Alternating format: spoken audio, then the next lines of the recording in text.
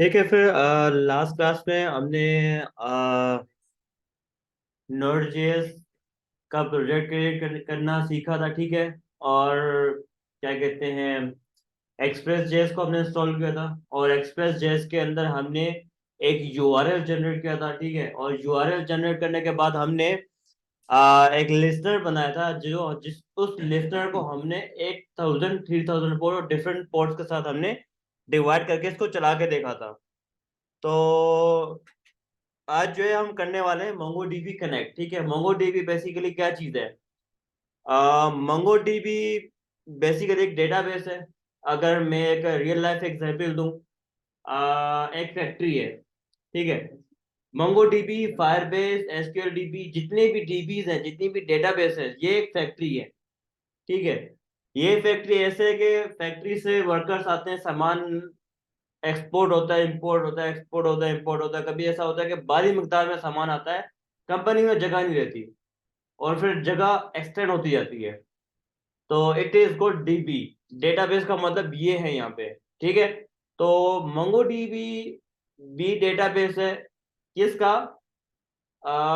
मर्न का, यानी कि मर्न के अंदर जो है ना हम इसको कनेक्ट करते हैं। जैसे नोड जेएस के साथ जो है ना हम फायरबेस के साथ भी कनेक्ट कर सकते हैं, फायरबेस भी अटैच कर सकते हैं, लेकिन फायरबेस बहुत कॉस्टली है तो हम इसको यूज नहीं करेंगे।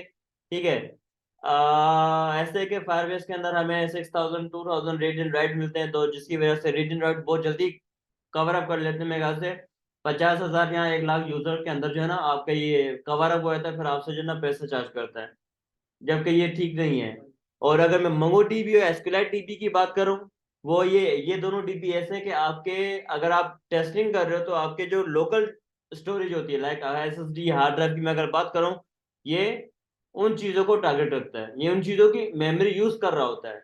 लाइक अगर कोई आप इमेज सेव कर रहे हो, तो ये क्या करता है कि इमेज को सेव करने से पहले एक फोल्डर बनाएगा जहां आपका प्रोजेक्ट है। लाइक जहां ये, लाइक मेरा ये प्रोजेक्ट है, ठीक है, ये मेरा प्रोजेक्ट है, और यहाँ पे एक फोल्डर बना देगा, क्योंकि हम उसको फोल्डर बनाने का कहेंगे। जैसे हम फायरबेस स्टोरेज में क्या करते थे कि रेफ, आगे रेफ के आगे उसका लाइक नाम डॉग दे दिया, फिर slash user images slash public, इस तरीके से जो स्लैश हमारा होता था वो वहां जाके फायरबेस में फोल्डर क्रिएट होता था। तो यहाँ पे भी हम कुछ ऐसा ही करेंगे, लेकिन यहाँ पे ये फोल्डर ऑटोमेटिकली क्रिएट कर देगा और क्रिएट करने के साथ साथ ये इमेज को भी वहां फेंक देगा। लेकिन ऐसा होगा ऐसे कि यहाँ जो क्रिएट करेगा और ये जो स्टोरेज इस्तेमाल हो रही होगी, कौन सी स्टोरेज इस्तेमाल हो रही होगी? It is called local storage. तो इससे हमें तभी जो है ना मोंगोडीबी और एसक्यूएलाइट जो है ना बहुत ज्यादा इस्तेमाल होता है बनस्बत बनस्बत इसके फायरबेस के। तो क्योंकि देखो फायरबेस, तो फायरबेस एक एक्स्ट्रा एक्स्ट्रा ये भी है कि आपको एक्स्ट्रा सिक्योरिटी देता है, और ये भी गूगल का प्लेटफॉर्म है। मैं इसी बात पे आपको एक वाक्य सुना देता हूँ। इसी वाक्य से ना आपको शायद थोड़ी एग्जांपल आपको क्लियर हो जाएगी कि फायरबेस क्यों अहम है, मैं इसको इतना क्यों प्रायोरिटी पे ले रहा हूँ। देखो फायरबेस हुआ ये था कि एक कोका कोला कंपनी में एक इतना बर्डन आ गया था, यानी कि उसकी होस्टिंग के ऊपर इतना लोड पड़ गया था, इतना लोड पड़ गया था कि अब उनके इंजीनियर से हाथ उठा लिए कि यार अब हम, हमारे पास मजीद नहीं है कुछ भी। उनका सिस्टम हैंग पड़ गया था, इतना हैंग पड़ गया था कि जहाँ एंट्रीज डलनी थी, बिलियंस की एंट्रीज डलनी थी, वहां गलत एंट्रीज डल रही थी। लेकिन उनकी एंट्रीज, गलत एंट्रीज की भी आगे जगह नहीं बच रही थी, टोटली फुल हो चुका था उनका। जो है ना ये रियल स्टोरी, ये 17-18 की बात है ये। ठीक है। तो एक बंदे ने कहा जल्दी से आप गूगल को मेल करो, जितने पैसे वो मांगते हैं उनको डिमांड करो और हमें स्टोरेज दो। तो वो आधी स्टोरेज उन्होंने फायरबेस से उठा के उनको दे दी, और वो आज तक फायरबेस को पे कर रहे हैं, उनका सिस्टम आज तक डाउन नहीं हुआ। तो वो भी फायरबेस इस्तेमाल कर रहे हैं कोका कोला कंपनी वाले। और लेकिन उसकी ये चीज अच्छी है ना कि वो अभी तक डाउन नहीं हुआ। क्यों? क्योंकि मोंगो डीबी और एसक्यूएलाइट डीबी ऐसा है कि आपके होस्टिंग के ऊपर डिपेंड करता है, उसकी स्टोरेज आपके होस्टिंग के ऊपर डिपेंड करता है। लाइक आपने होस्टिंग खरीदी होस्टिंगर से 100 SSD, 100 GB SSD, Mongo dB और एसक्यूएलाइट से डेटा इंसर्ट होता जा रहा है। ठीक है। डेटा इंसर्ट होता जा रहा है। तो होता फिर क्या हुआ कि होस्टिंग जो है फुल हो गई, 100 GB फुल हो गई। अब जब 100 GB फुल होगी तो फिर अर्जेंट की बेस पर आपको वो तो नहीं देंगे। तो फायरबेस के अंदर ये सहूलत है, फायरबेस के अंदर अगर रीड एंड राइट फुल हो जाए, स्टोरेज फुल हो जाए, तो आपने ड्रैग एंड ड्रॉप करना है बस। ड्रैग एंड ड्रॉप यानी कि एक स्लाइडर को अप करना है और अपडेट कर देना है। तो ये फायरबेस जो ना चीजें देता है, जो मुझे लगता है बहुत अच्छी चीज है। और जब तक आप होस्टिंग वालों को मेल करोगे, वो 2 दिन बाद चेक करेंगे, फिर उसके बाद जो है ना वेरीफाई करेंगे, फिर स्टोरेज अपडेट करेंगे, तब तक आप पता नहीं कितना लॉस में जा चुके होंगे। लेकिन फिर भी लोग इस्तेमाल करते हैं, उनको पहले ही पता होता है कि यार हमारा हमने इतना डेटा इस्तेमाल करना है, तो वो इसलिए एक्स्ट्रा स्टोरेज करके खरीद करके रख देते हैं, 500 GB, 1000 TB या 12 12 TB, इस तरीके से खरीद के रख लेते हैं। ठीक है, ताकि उनको ना वो पे ना करना पड़े, फायरबेस को कॉस्टली है, उनको वो पे ना करना पड़े। तो मंगो डीबी स्टार्ट करते हैं। मंगो डीबी मैंने आपको पूरा बता दिया। एक की वैल्यू पेयर है, ठीक है। की वैल्यू पेयर से मुराद आपने की रखी और आगे उसकी वैल्यू दी, आपने की को कॉल किया तो वैल्यू ऑटोमेटिकली कॉल हो गई। स्टार्ट करते हैं। अच्छा, मंगो डीबी भी इंस्टॉल होगा। याद रखना अभी हमारे पास जो इंस्टॉल है एक्सप्रेस जैसे, ठीक है। ये मंगो डीबी है। आप सर्च करेंगे तो आपके पास भी एनपीएम का ये आ जाएगा। तो आपने सिंपल इसको कॉपी करना है। आई थिंक कॉपी नहीं हो, कॉपी हो गया। और यहाँ एंटर कर देना है। तो ये जब तक ये इंस्टॉलेशन होता है, तब तक जो है ना हम इसको नीचे ये आगे लेके चलते हैं। ये बता रहे कि मंगो डीबी की ऑफिशियल ड्राइव है, आप वहां से जाके क्या कहते हैं, इसकी डिटेल मालूमात करें वगैरह वगैरह वगैरह। हमने मंगो डीबी इंस्टॉल कर लिया, तो अब आगे देखते हैं क्या होता है। अब आगे क्या है, कह रहा है कि आगे ये कह रहा है कि आप मंगो डीबी को जीरा के साथ create account when login with जीरा, नेविगेट विद नोड प्रोजेक्ट, जीरा मंगो डीबी वगैरह वगैरह, ये सॉल्यूशन का तरीका बता रहे हैं। जीरा एक बेसिकली एक प्लेटफॉर्म है, लाइक ये ट्रेलो है, ठीक है। इसके अंदर कौन सा, इसके अंदर टास्क डिफाइन होते हैं, ठीक है। इसके अंदर टास्क डिफाइन होते हैं कि भाई ये मैंने करना है, ये करने वाला, ये हो गया, ये डन है, ये यहाँ से डन है। तो जीरा भी कुछ इसी तरीके का सॉफ्टवेयर है कि जिसके अंदर हम टास्क डिफाइन करते हैं और उस टास्क को मूव करते हैं इन प्रोग्रेस में और डन में और क्यूए में। ठीक है, आप जब ऑफिस में वर्क करेंगे तो वो आपको इस तरीके के प्लेटफॉर्म आपको नजर आएंगे। आगे चलते हैं। हमें कुछ भी नहीं करना, कुछ भी नहीं करना, कंपेटिबिलिटी द सर्वर वर्जन वगैरह वगैरह वगैरह। ठीक है, ठीक है, स्टार्ट करते हैं। हमें इस टाइम अभी कुछ भी नहीं करना, हमने ये इंस्टॉल कर लिया है।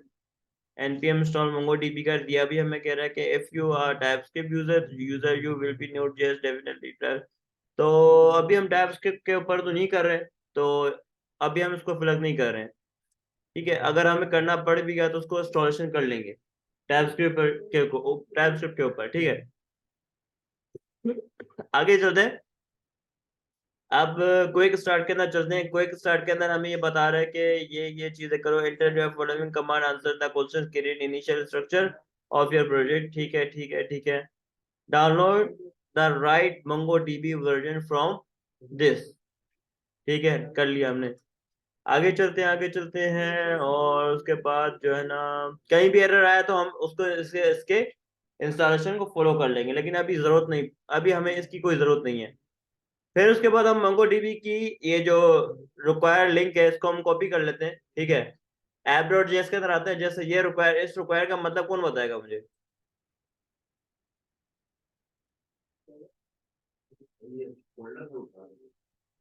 इसका मतलब कोड। यहाँ पे नोट जेएस का इंपोर्ट ऐसे इस्तेमाल होता है।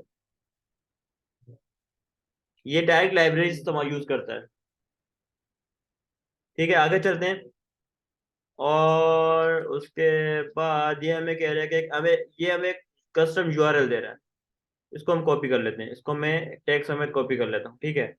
और नीचे आता हूँ, यहाँ आता हूँ। यहाँ ये बेसिकली बता रहे कि ये आपका यूआरएल होगा, आप मोंगो डीबी लोकल होस्ट वगैरह वगैरह।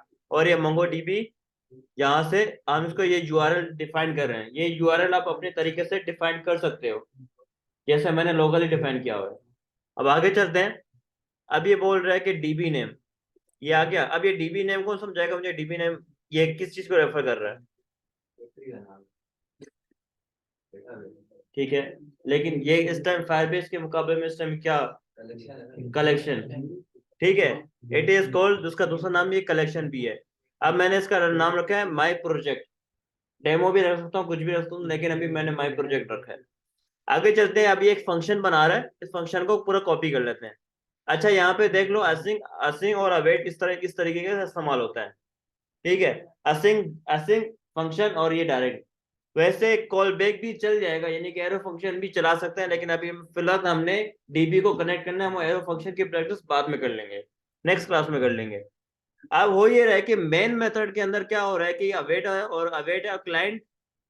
क्लाइंट का मतलब ये हुआ कि डॉट कनेक्ट, इसका मतलब कौन समझा, किसको समझ आ रहा है इसका मतलब, इसका मतलब किसको समझ आ रहा है? क्लाइंट डॉट कनेक्ट, यहाँ पे क्लाइंट कौन है?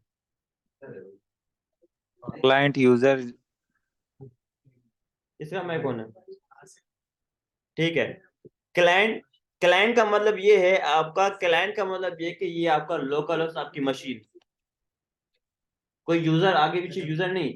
क्लाइंट का मतलब है आपकी मशीन, ये वाली जिस पे आप चला रहे हो, लोकल होस्ट। और इसका मतलब ये कि डॉट कनेक्ट, कनेक्ट कर जाओ, हम इसको कनेक्ट करवा रहे हैं। फायरबेस के अंदर डायरेक्ट हम क्या कहते थे, फायरस्टोर डॉट कलेक्शन, तो यहाँ पे डॉट कनेक्ट है। इसका सिस्टम थोड़ा अजीब सा है। इसका ऐसे कि हम फायरबेस में लाइब्रेरी इंस्टॉल की, फायरबेस इंपोर्ट किया, फायरस्टोर इंस्टॉल किया, फायरस्टोर की लाइब्रेरी इंपोर्ट की और नीचे को डायरेक्ट इंस्टॉल करने लग गए। और इसमें ऐसा नहीं होता, इसमें पहले कनेक्ट करना पड़ता है। एसक्यूएल के साथ भी ऐसे ही होता है, पहले कनेक्ट की क्वेरी चलती है, देन फिर ये काम शुरू होता है। भाई हम इसमें देखेंगे कैसे भी हमारा डेटा सेव हो रहा है। कंसोल दिया मैंने, पहले फायरबेस, पहले मोंगोडीबी कनेक्ट हो गया। कनेक्ट होने के बाद जो मैंने आपको एक लिंक दिया है एटलस का, एटलस का लिंक, जो जो ये कनेक्ट होगा, और ये लोकल होस्ट वगैरह जो आपको, आपको डिफाइन करो यहाँ पे, वो सारी वहां डालोगे। वहां डालते ही आपको वो सारी कलेक्शन, डॉक आईडी, अगर मैं आपको एग्जाम्पल तो डॉक आईडी, डेटा सब नजर आ जाएगा वहां पे आपको। और तो वैसे एक ऑप्शन ये कि आप कंसोल डॉट लॉग से भी देख सकते हो। ठीक है, आगे चलते हैं। अब जैसे देखो, ये आ गया, आफ्टर कनेक्ट के बाद इसने क्या किए, डायरेक्ट कंसोल दिखा दिए, तो आप भी कंसोल से डेटा दिखाते रहो, सिंपल। अब फिर उसके बाद ये कह रहे कि यहाँ पे डीबी रखा है, क्लाइंट डॉट डीबी, यानी कि क्लाइंट का डीबी ये है, ये जो डेटाबेस है। पहले इसने क्या किया, पहले कनेक्ट किया, अब फिर डीबी बना रहा है, क्लाइंट डॉट डीबी। फिर उसके बाद आगे आगे चल रहा है, ये रहा कलेक्शन। इसके अंदर डीबी डॉट कलेक्शन के अंदर जो है आपका, ये आपकी डॉग आईडी है, डॉट कलेक्शन यहाँ पे आपकी डॉग आईडी है। ठीक है, अब उसके बाद ये आपका कलेक्शन है, अभी हम यहाँ फिलहाल हम कलेक्शन ले लेते हैं यहाँ पे। ठीक है, अभी हमारे पास कलेक्शन है, इस कलेक्शन को कहाँ इस्तेमाल करना है, ये वो बोल रहा है। अब आगे चलते हैं, इस पूरे मेथड को मैं कॉपी कर लेता हूँ और इसको मैं इस्तेमाल करता हूँ यहाँ पे। फिलहाल इसको मैं कमेंट कर रहा हूँ कुछ मिनटों के लिए, इसको भी कमेंट कर रहा हूँ। इसका मतलब कौन बताएगा?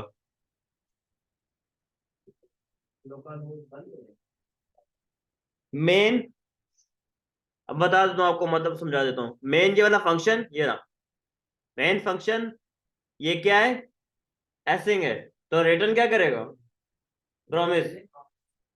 प्रॉमिस रिटर्न करेगा, डॉट देन प्रॉमिस क्या है, सब्सक्राइबर लगता है ये, ठीक है।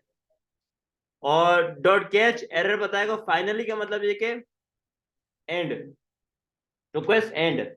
डॉट देन मतलब success, dot catch error, dot finally जब एंड हो जाए, खत्म हो जाए। लाइक अगर 99.999 पर ये चल जाए, फाइनली चलता है, ठीक है। और यहाँ पे क्लोज कर देगा। अब भाई इस डेटाबेस में भी हमारा लिमिट होती है, लिमिट आपकी स्टोरेज होती है स्टोरेज। जी, लोकल स्टोरेज और होस्टिंग। यही तो मैं कब से स्टार्टिंग यही समझाया मैंने कि आपकी लिमिट लाइक अगर मैंने 100 GB SSD खरीदी वो आपकी लिमिट रहेगी, तो होस्टिंग आपकी लिमिट हो गई। इसका काम क्या है, जैसा मैंने आपको बताया कि अगर इमेजेस भी सेव करोगे तो ये फोल्डर आपके प्रोजेक्ट के अंदर फोल्डर बनाएगा। तो ये पूरा प्रोजेक्ट हम होस्ट करेंगे अपने होस्टिंग के अंदर .com के अंदर, और डॉट को ये होस्ट करेगा तो वहां पे जाहिर है उनके हार्ड ड्राइव से लाइव चल रही होगी हमारी वेबसाइट। तो ये किस हार्ड ड्राइव को भरेगा, उनकी, और उनकी मतलब हमारी जो स्टोरेज हमने बाई की होगी। क्लियर हुआ? ठीक है, अब इसको चला के देखते हैं।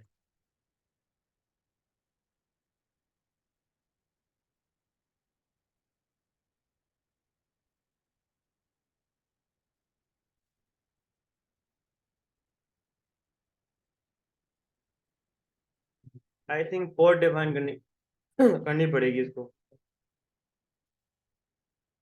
And run your command line with, अच्छा यहाँ पे, अच्छा अच्छा अच्छा, ठीक है ठीक है, इस पोर्ट को डिफाइन करना है मुझे, इसको कॉपी करना है। एरर आ गए, आगे एरर आ गया, एरर आ गया, एरर आ गया। एरर आपका क्या दे रहा है कि नहीं, नीचे नीचे नीचे, ये रहा। अब ये कह रहा है कि कनेक्ट, ये रहा, Mongo server selection error connect. अच्छा, ये इसके साथ कनेक्ट नहीं हो रहा, लोकल के साथ ये कनेक्ट नहीं हो रहा। जब जब भी ये लोकल के साथ एरर दे तो मोंगो डीबी इस तरीके से, पहले मोंगो डीबी आपको मैसेज देता है कि कनेक्टेड। ये जो यहाँ पे कंसोल डॉट लॉग है ना, ये यहाँ प्रिंट होता है, ठीक है, यहाँ ये प्रिंट होता है। ये कह रहे हैं कि लोकल 2707 सर्वर डिस्क्रिप्शन वगैरह वगैरह, ये हमारे सर्वर लोकल उसमें यूआरएल में कोई इशू है। ओके, तो हम ऐसा कर लेते हैं कि इसको 8000 बोल देते हैं,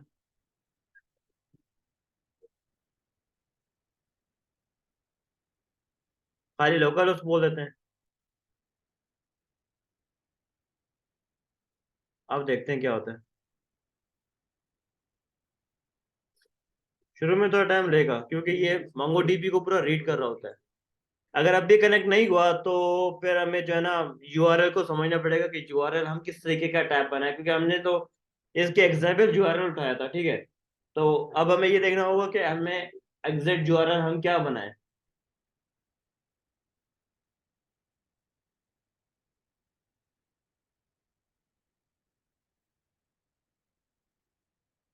नहीं, यहाँ पे आपको थोड़ा वेट करना पड़ेगा। अगेन एरर आ गया, लेकिन अब ये इस दफा भी सेम एरर दे रहा है।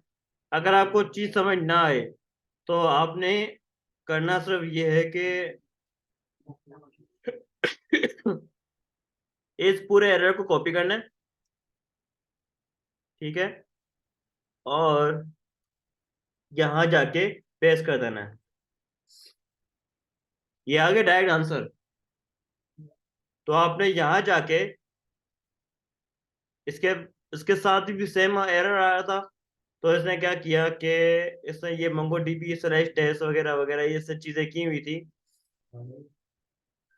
और ये क्या कह रहा है कि my app stop working after upgrading the note JS 14 और दिस एरर वाज कमिंग वगैरह। The solution is simply relocalhost by 000 example in my case of code वगैरह वगैरह, ठीक है। ओके, हमने भी तो ये यूआरएल डाला था, राइट। ये आ गया, ये मसला लोकल होस्ट का, ये मसला रहता है शुरू में। वहाँ पे हमने वो लास्ट में अ, सारी डाली हुई है, तो वहाँ चाहिए। जी, वहाँ नहीं नहीं, लाजमी नहीं, वो उनका अपना सिस्टम है, देखो।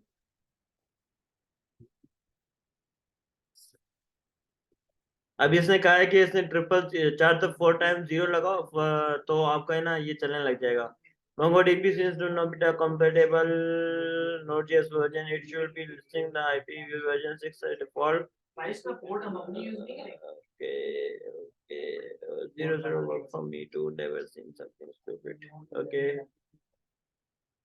आप अपनी पोर्ट डिफाइन कर सकते हो, लेकिन मैं ये चाह रहा हूँ कि ना लोकल होस्ट के साथ ही अटैच हो जाए, आईपी डिफाइन करने की जरूरत ना पड़े।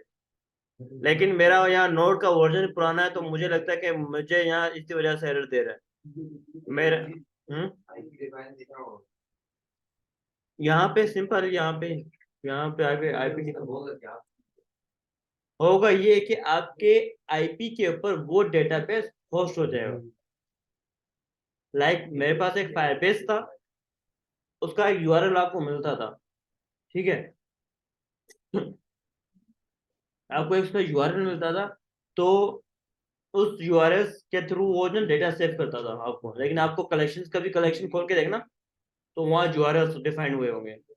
तो यहाँ पर भी सेम ऐसा ही है कि ये ना बेसिकली एक पोर्ट मांग रहा है डेटाबेस की, जिसपे वो लोकल होस्ट पे ही होस्ट हो, उस पोर्ट को डिफाइन, बेसिकली पोर्ट को डिफाइन होती है। पोर्ट इस वजह डिफाइन होती है कि रैम में मुझे एक जगह मिल जाए, एक चीज मिल जाए, एक मेमोरी मिल जाए, तो मैं वो मेमोरी अब मेरी हो जाएगी। मैं इसके ऊपर जो मुझे आउटपुट मिलेगा, मैं उसी मेमोरी से कैच करूंगा और उसी मेमोरी के यूज करते हुए फेंकूंगा। ये इस वजह से हम सपोर्ट आईपी मांग रहे हैं, लोकल होस्ट मांग रहे हैं मुझसे ये।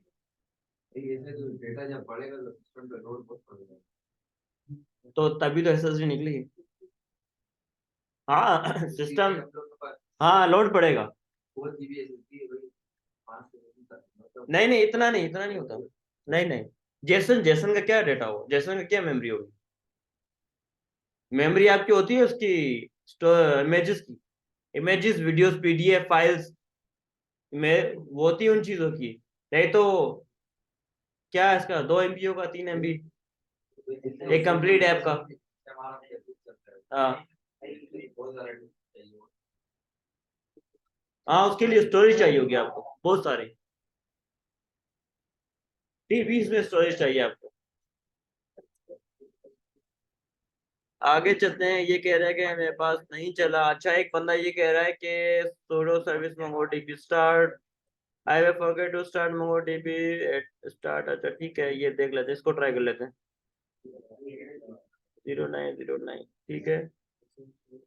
कमांड नॉट फाउंड, ठीक है, एरर हो गया पहले ही। अब आगे चलते हैं। ये कह रहा है कि service dot mcs file the click on the start MongoDB server. अच्छा है भाई, हमारे पास तो ऐसा कुछ नहीं है, क्योंकि हमारे पास मैक है। तो क्या करें, शायद मेरे पास नोड जेएस का, नोड जेएस का मेरे पास वर्जन पुराने एक बंदे ने बात की है कि स्टार्ट MongoDB कम्युनिटी। नहीं, कर लेते हैं, कुछ नहीं होता।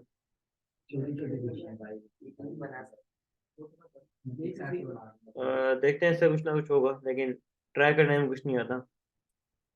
ये कह रहे हैं कि command refused, I had a below error वगैरह, ठीक है। In my case the issue occurred MongoDB is not install at all.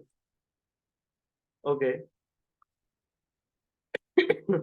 The solution was install MongoDB from the location. After installation in configuration and did not appear again. Okay. देख लेते हैं। कह रहा है कि भाई एक बंदे ने ये चीज ट्राई की है, क्योंकि हमने क्या किया, हमने चीजों को कम इंस्टॉलेशन किए और हम डायरेक्ट npm इंस्टॉल किया और हम डायरेक्ट जो लग गए इंस्टॉलेशन पे। अब ये बता रहे कि okay bro install Atlas. Oh my God, Atlas install करना लाजमी है क्या, बिना एटलस के नहीं कर सकता। तो अब हम आ जाते हैं वापसी इंस्टॉलेशन के ऊपर। ऊपर जो जो चीजें हमें मिसिंग की है, अब हमें वो उन चीजों को पिकअप करना लाजमी होगा। लाइक लाइक इन ये चीजें वैसे तो करनी नहीं चाहिए, लेकिन खैर कह रहा तो कर रहे हैं। ड्राइव एक्सटेंशन क्विक स्टार्ट, ठीक है।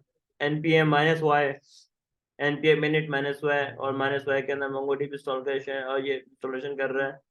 तो ये कह रहा है कि download the MongoDB version. Okay, driving version वगैरह, तो ये यहाँ पे आएगा, ठीक है। ये इंस्टॉलेशन हो गई एक चीज। I think command not found MongoDB। क्यों भाई, मैंने कोई चीज अधूरी मिस कॉपी की है। खैर, अच्छा अब ये कह रहा है कि create your Atlas account. Okay okay, ये बेसिकली जिसका मैंने आपको लिंक दिया ना, एटलस, जैसा मैंने आपको बताया कि वो उसका एक डैशबोर्ड है, ये वो कह रहा है कि आप, ओके, ये कह रहा है कि आप एटलस को डाउनलोड करो। एटलस को डाउनलोड करने के बाद ये जो यूआरएल है आप वहां पुट करो, वो उसको होस्ट करेगा, देन आप डीबी के साथ कनेक्ट हो सकते हो अकॉर्डिंग टू इसके। ठीक है, लेकिन अब वही बात है कि इससे तो ना मुझे काफी एरर्स नहीं है, लेकिन बात वही है कि जो मैंने आपको बताया ना ये वही है। लेकिन इसमें एक चीज और ट्राई कर लेते हैं, मेरी ये आईपी एड्रेस क्या है इस टाइम। इसका कलेक्शन तो बना दिए, डेटा ऐड कैसे है? हम्म, कलेक्शन तो बना दिए, उसमें डेटा कैसे है? नहीं ना, ये अभी तक नहीं बनाया इसने, कुछ भी नहीं बनाया उसने अभी तक। वो ऐसे कि उसने अभी तक नया डेटाबेस क्रिएट ही नहीं किया। 103 पर हूँ मैं। ये रहा। मेरे पास मेरे पास नोड का वर्जन 16 है, तो ये कह रहा है कि आफ्टर 17 यानी कि 70 के बाद आप ऐसे कर सकते हो, लोकल होस्ट लिखो और आपका कनेक्ट हो जाएगा। लेकिन और बिलो 17 से बिलो, तो ये जो ना आप इस तरीके से इसको कनेक्ट कर सकते हो। मैं खैर ट्राई करता हूँ मैं इसको ऐसे।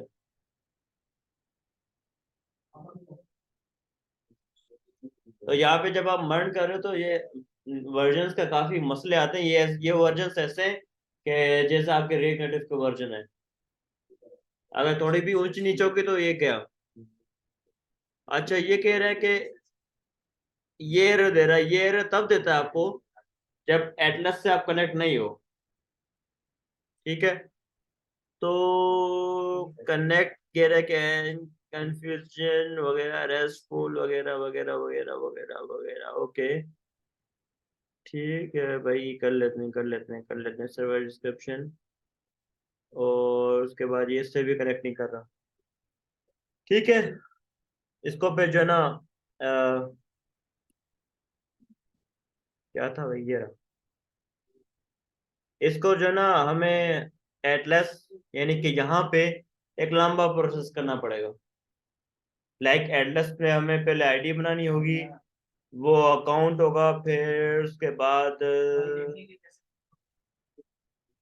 नोड का, उसके लिए आपको कहीं भी सीएमडी ओपन करो ग्लोबली, नोड माइनस वर्जन, जैसे देखा मैंने कहा ना मेरा 16 वर्जन है, 16.19 है। तो अब जो है ना हम फिर इसको ना नेक्स्ट सर्च की तरफ लेके आते हैं, क्योंकि मुझे आपको एटलस में समझाना है। एटलस बहुत बड़ा टॉपिक है इसका। एटलस में के ऊपर मैंने काम किया हुआ है, अ, लंबा है बहुत, वो इस क्लास में कवर अप नहीं हो पाएगा। तो इस क्लास में टाइम भी ओवर होने वाला है, इस क्लास में जहां तक यही है, ठीक है। ये पूरा कोड स्ट्रक्चर बिल्कुल ठीक है, अच्छा बना हुआ है। इसको हम मजीद डायनामिक करेंगे आपको समझाने के लिए, जो ना मैंने यहाँ तक ट्राई कर रहा हूँ, यानी कि मैं भी आप लोगों को समझाने के लिए जीरो ले अपने आप को जीरो लेके चल रहा हूँ। यहाँ एरर क्या हो सकता है, कौन बताएगा? अभी तक जितना मैंने एग्जाम्पल्स दिए कौन समझा है?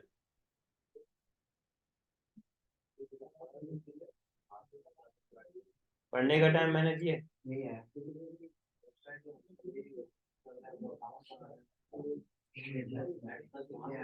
एटलस से पहले मैंने कहा था मंगो डीबी पढ़ के आना।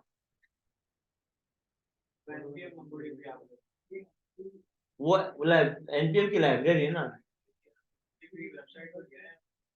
वो उसका मुझे पहले ही पता था वेबसाइट का। हम्म, लेकिन खैर जाने दो, नेक्स्ट क्लास में हम इंशाल्लाह नेक्स्ट क्लास में हम एटलस करेंगे, क्योंकि मैंने पहले आपको बताया था कि ये चीजें जो है ना बहुत लंबे लंबे टॉपिक्स हैं। नोड जेएस का आपने देखा, ठीक है, मंगो डीबी और एक्सप्रेस एक्सप्रेस तो छोटा सा मेरा है। मंगो डीबी बहुत बड़ी कहानी है, जैसे फायरबेस एक बहुत बड़ी कहानी है। फायरबेस के डैशबोर्ड के अंदर आप ऑथेंटिकेशन देखते हो, रियल टाइम डेटाबेस देखते हो, उसके बाद क्रैशलेटिक्स है, रिमोट फिर उसके बाद मशीन लर्निंग इस तरीके से एटलस भी, यानी कि मोंगो डीबी भी कुछ ऐसा ही है, लेकिन उन्होंने थोड़ा फैलाया हुआ है काम को। क्या फर्क है भाई? मोंगो डीबी आपके लोकल स्टोरेज इस्तेमाल करता है, उसके लिए आपको ऑनलाइन होना जरूरी नहीं है। एसक्यूएल भी वही करता है। एसक्यूएल भी यही करता है जी। भाई दोनों की कमांड भी सेम है या नहीं, सिंटैक्स चेंज है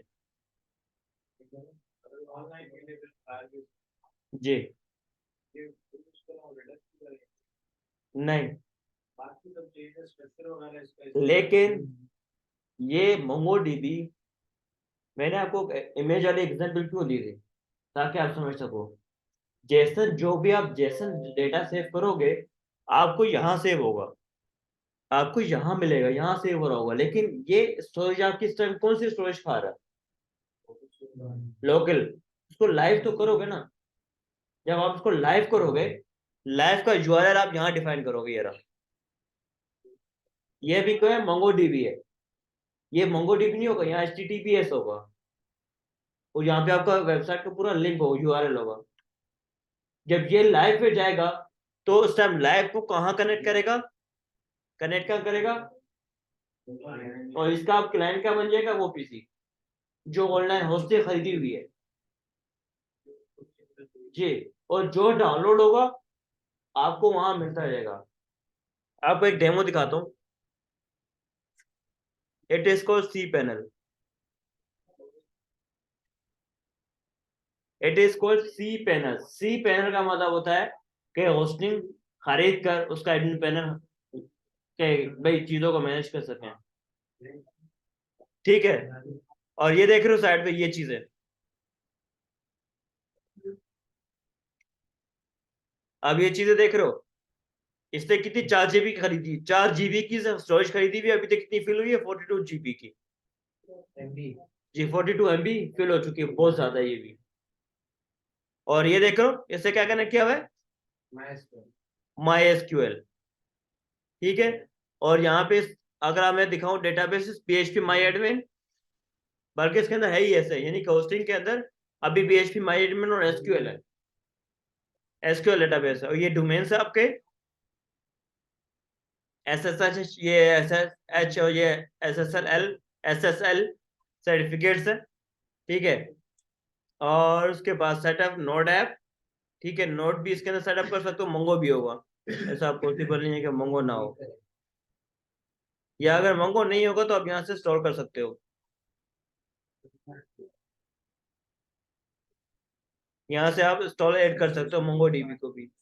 अगर मैं नोड पे क्लिक करूँ तो ये मंगो जरूर देगा मुझे, 100% मंगो डीबी जरूर देगा, क्योंकि अभी तो इसके अंदर PHP का सेटअप हुआ होगा,